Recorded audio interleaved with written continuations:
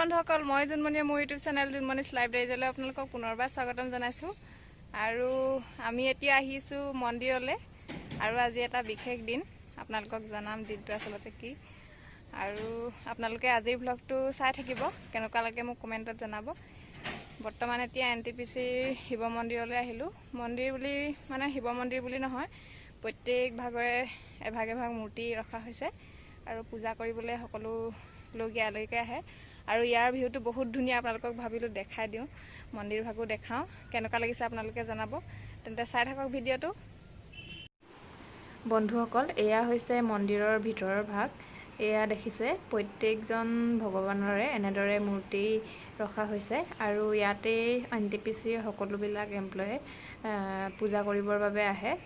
আৰু বিশেষ দিন বুলি কৈছোঁ, বিশেষ দিন বুলি কোৱাৰ কাৰণ হৈছে আজি মোৰ হাজবেণ্ডৰ জন্মদিন, আৰু সেই হেতুকে আমি মন্দিৰলৈ আহিছোঁ, শৰাই এখন আগবঢ়াইছোঁ। আৰু চাই থাকিব আজিৰ ব্লগটো কি দেখাব পাৰোঁ আপোনালোকক। তেন্তে এতিয়া চাই থাকক ভিডিঅ'টো শেষলৈকে।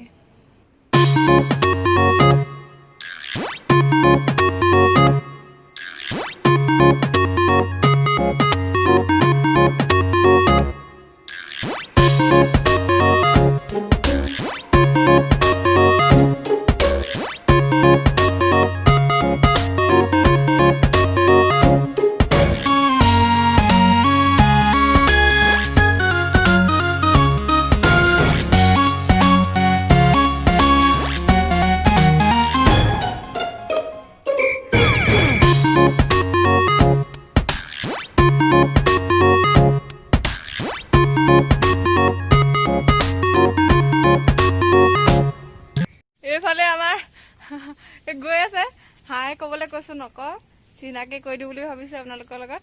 এয়া হেপী বাৰ্থডে বুলি ক'ব দেই সকলোৱে। এয়া মন্দিৰৰ পৰিৱেশ দেই, সকলোবিলাক বহুত ধুনীয়া। এয়া দেখিছে কিমান ডাঙৰকৈ পুখুৰী নিচিনাকৈ এনেকৈ বনাই দিছে। ইয়াত ছট পূজা কৰে।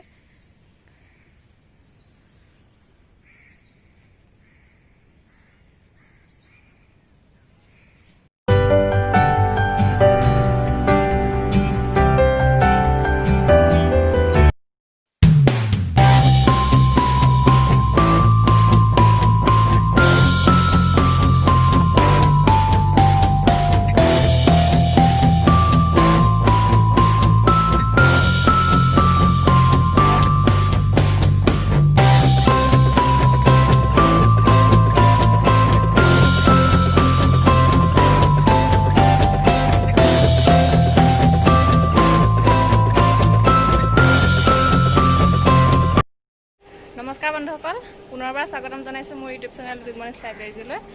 আগৰ ভিডিঅ'টোৰ লগত এইটো মই সংযোগ কৰি দিছোঁ, কাৰণ আগৰ ভিডিঅ'টো অলপ সৰু হ'ল। তাৰ বাবে আপোনালোকক ভাবিলোঁ আৰু এটা ভিডিঅ' একেলগে জইন কৰি দিওঁ, মানে দুটা দিনৰ। আৰু এতিয়া এঠাইলৈ আহিছোঁ, এঠাইলৈ মানে NTPCৰ সম্পূৰ্ণ উদ্যোগটোৰ য'ৰ পৰা ফুটেজটো সম্পূৰ্ণকৈ দেখা পায় তালৈ। আৰু আজিৰ ভিডিঅ'টো আপোনালোকে চাই থাকিব। যদি ভাল লাগে কমেণ্ট কৰিব। আৰু NTPC কৈ থাকোঁ, আৰু সকলোৱে জানে চাগে NTPC মানে কি। আমাৰ ভাৰতৰ সৰ্বাতোতকৈ বেছিকৈ বিদ্যুৎ উৎপন্ন হোৱা কোম্পানী, যাক সম্পূৰ্ণকৈ কোৱা হয় নেশ্যনেল থাৰ্মেল পাৱাৰ কৰ্প'ৰেশ্যন। এয়া আৰু আমাৰ ভাৰতবৰ্ষবাসীয়ে এই কোম্পানীৰ পৰাই সম্পূৰ্ণ বিদ্যুৎ পাওঁ বুলি ক'লেও বেয়া নহ'ব, কাৰণ বিদ্যুৎ উৎপাদন কৰা কোম্পানীৰ ভিতৰত প্ৰথম স্থান এই NTPC কোম্পানীয়ে।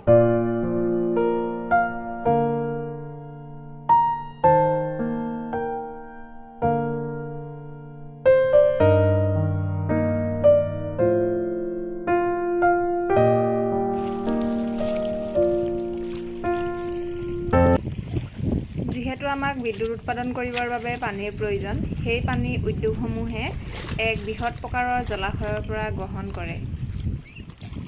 যিহেতু নদী এখনৰ পানীৰ পৰিমাণৰ অৱস্থান উঠা নমা কৰি থাকে, সেইবাবে উদ্যোগ এটাই পোনপটীয়াকৈ এই নদ নদীবিলাকৰ পৰা পানী সংগ্ৰহ কৰিব নোৱাৰে।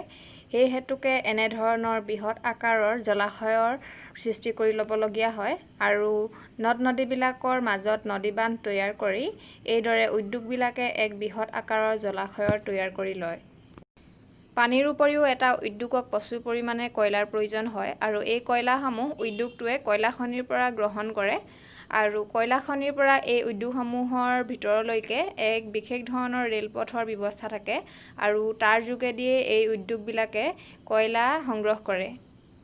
উদ্যোগ এটাত এক বৃহৎ আকাৰৰ বইলাৰ থাকে যিটোত এই জলাশয়ৰ পৰা যিবিলাক পানী আহে সেই পানীবিলাক ছুপাৰহিট কৰা হয় আৰু পানীবিলাক ছুপাৰহিট কৰিবৰ বাবে বা প্ৰচুৰ পৰিমাণে গৰম কৰিবৰ বাবে যিবিলাক কয়লাৰ আহে সেই কয়লাৰবিলাকৰ ব্যৱহাৰ কৰা হয় আৰু সেই কয়লাৰবিলাক ব্যৱহাৰ কৰি এই পানীবিলাক ছুপাৰহিট কৰে আৰু তাৰপিছত তাৰ পৰা এক ষ্টিম প্ৰস্তুত কৰে আৰু সেই ষ্টিমবিলাক পুনৰ এক ট্ৰাইবানলৈ যায় যিটো হৈছে উদ্যোগটোৰ মেইন আহিলা যাৰ অবিহনে বিদ্যুৎ উৎপন্ন কৰাটো অসম্ভৱ।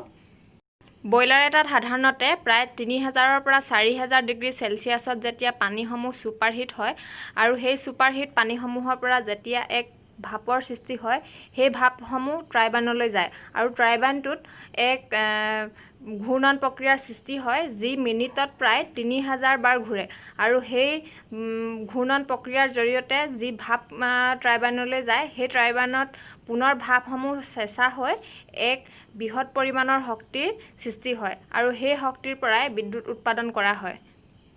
উদ্যোগটোৰ পৰা যি অলাগতিয়াল ধোঁৱা আৰু ভাপ নিৰ্গত হয় সেইবিলাক এনেদৰে এই চিমনিকেটাৰে ওলাই যায় আৰু লগতে যিবিলাক কয়লা জ্বলোৱা হয় সেই কয়লাবিলাকৰ জ্বলা অংশ এনেদৰে পেলাই থোৱা আছে কিন্তু এইবিলাক পুনৰ চিমেণ্ট প্ৰস্তুত কৰিবৰ বাবে ব্যৱহাৰ হয় বুলি জনোৱা গৈছে।